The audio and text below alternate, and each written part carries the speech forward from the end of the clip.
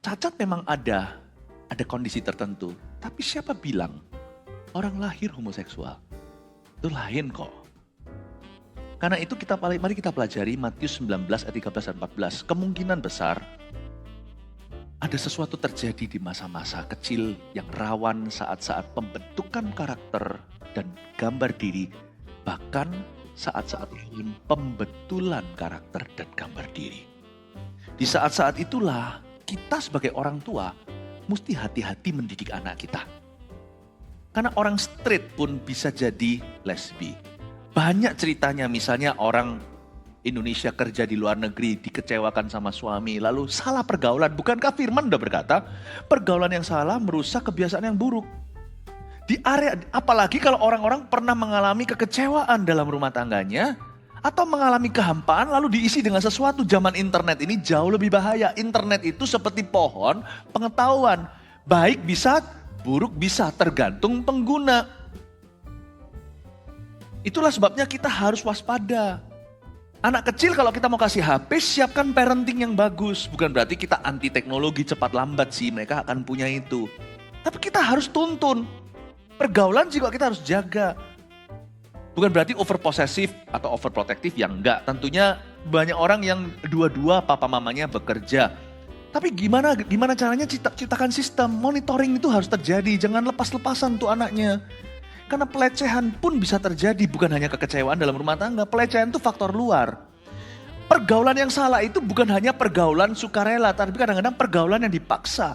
Awal mulanya anak itu nggak suka, tapi karena pelecehan yang terjadi, penyimpangan pun tiba. Mungkin pertama kali seseorang melakukan sesuatu dengan dia merasa jijik. Tapi setelah itu dia menikmati, setelah 3-4 kali dia merasa, loh ya kenapa, kok gak apa-apa. Perasaan guilty itu bahaya. Justru kalau kita merasa bersalah atau grogi, malah justru kita buat salah, ya kan?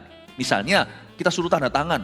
Tanda tangan biasanya cepet. Tapi kalau kita sudah ditakut-takuti, ayo hati-hati, jangan salah, bisa salah. Main sepak bola juga sama, biasanya selalu masuk gawangnya. Tapi ketika dilihat penonton 2000, wah. Dan apalagi ini tendangan bebas yang menentukan satu-satunya. Bisa luput loh. Orang kalau grogi itu bisa masuk kesalahan. Justru orang kalau ada perasaan guilty, marah, trauma, itu justru bisa jadi itu. Gak heran? Orang yang pernah dilecehkan. Kalau dia tidak kuat iman dan dia tidak berubah karena Tuhan.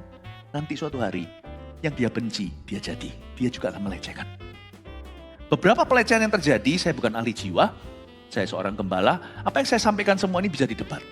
Tapi firman gak bisa. Ayat gak bisa. Ya, ini adalah diagnosa saya, hal-hal yang patut kita pertimbangkan supaya kita itu mengerti. Semoga ini praktis nanti sampai ke Anda sudah menjadi sebuah hikmat.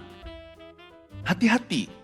Kadang-kadang yang kita dengar di pasaran atau di masyarakat, ada orang dilecehkan oleh pamannya sendiri. Bukan berarti praduga tak bersalah, curiga semua orang. Ya jangan, gak fair itu. Tapi jangan terlalu gampang lepaskan anak begitu, apalagi di usia-usia yang rawan. Karena pergaulan itu bisa sesuatu yang sukarela, bisa sesuatu yang terpaksa.